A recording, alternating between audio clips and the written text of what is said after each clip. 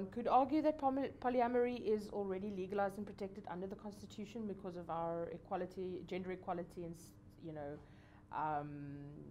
gender equality rights, and the right to prevent unfair discrimination. But despite the fact that no law exists to forbid polyamorous relationships, in practice, we're not really seeing that panning out very well. We aren't exactly holding our breaths for marriage equality here. In practice, there's a lot of discrimination. People who work in fields where your personal reputation must be absolutely spotless, such as childcare or medicine or education, often are terrified of revealing the fact that they're polyamorous. They face being rejected by their friends, their family, the community at large, if they reveal themselves as being polyamorous. And very few polyamorous people are actually willing to be publicly seen as polyamorous. I'm one of the lucky ones. Although I am out to my family and my friends, I don't think there's a lot of people who know me well who don't know that I'm polyamorous. But despite that, I'm still not on camera today. And it's because of the fact that I fear for the safety of other people in my family. I fear for the safety of my girlfriend, whose relationship with her very conservative and somewhat violent family could put her at risk if they were aware of our relationship. And I fear for the safety of the professional affiliations of my husband's partner, who, may get some flack if it were known that she was part of our extended group.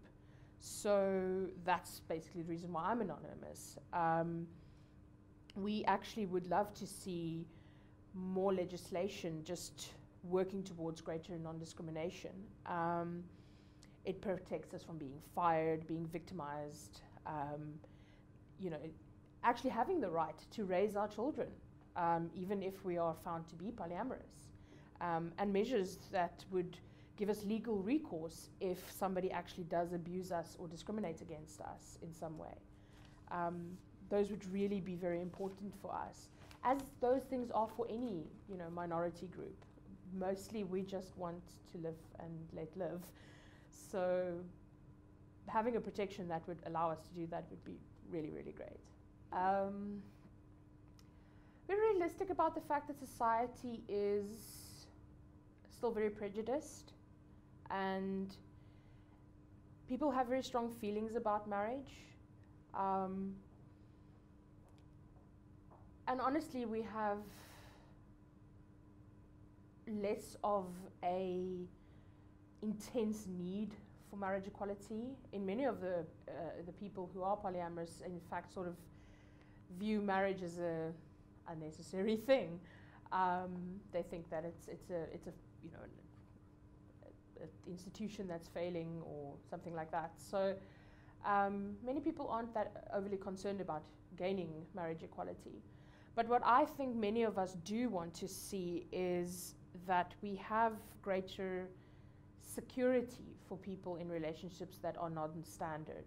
And I think that's true not just for polyamorous people, but for anyone who isn't in a marital relationship, but who still is in a relationship that is, that has been a long-term relationship, or where they've committed a great deal of personal resources and time and energy into into having this relationship, and that places them in a certain degree of risk. So somebody who, for instance, sacrificed their career to raise a child, but they're not married to the father, is in a very similar position to a polyamorous partner in that respect. People who have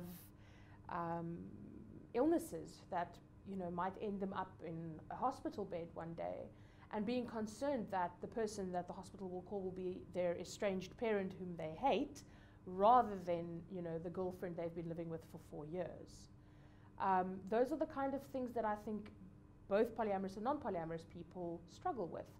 And those are the kind of laws we're aiming for first. Protections that benefit everyone, not just us. I think one of the big things that we want to say to non-polyamorous people is that we don't necessarily have a problem with monogamous people. Um, we really don't view monogamous people as being less than.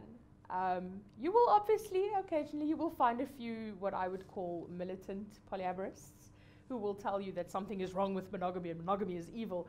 But I think the majority of us have a very moderate view where we acknowledge the fact that people differ, preferences differ, and we all just want the right to be able to love the people we love and live the way we choose.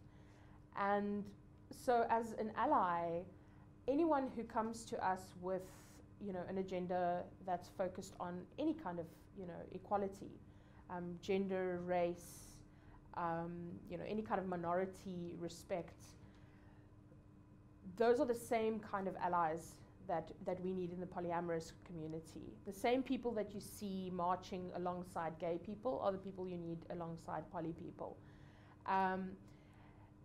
You want to look at how you speak about open relationships. We want to challenge people who look at polyamorous relationships or open relationships as being inherently about sex, inherently dangerous sexually, questioning the morality or the ethics of people in open relationships or non-monogamous relationships in general, is deeply unfair. Because I honestly believe that on average, most polyamorous people are actually deeply moral, deeply ethical people.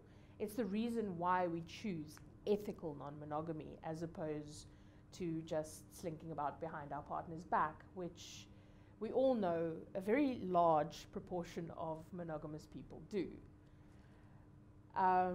So being recognized for the fact that we are really trying our very best to create a safe environment is important to us.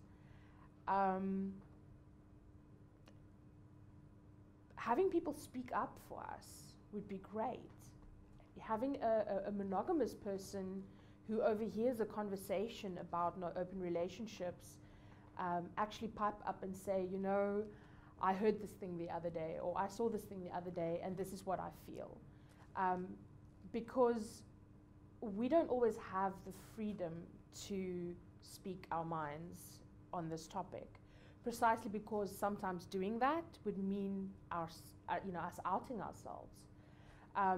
But if you are in a situation where it's well known that you're actually a monogamous person and that's not it, so you're not threatened by that, talking about this topic, speaking up actually gives you an opportunity to use that privilege of not being challenged by society to set a new standard for how people treat people in polyamorous relationships.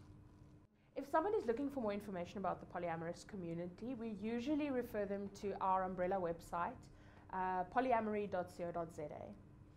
And the website has a whole bunch of media and links, and we've got subscription pages for a mailing list that publishes a whole bunch of articles each month and has discussions about polyamory.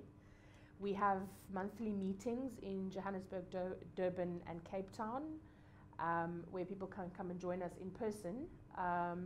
We've got a Facebook group, a WhatsApp group.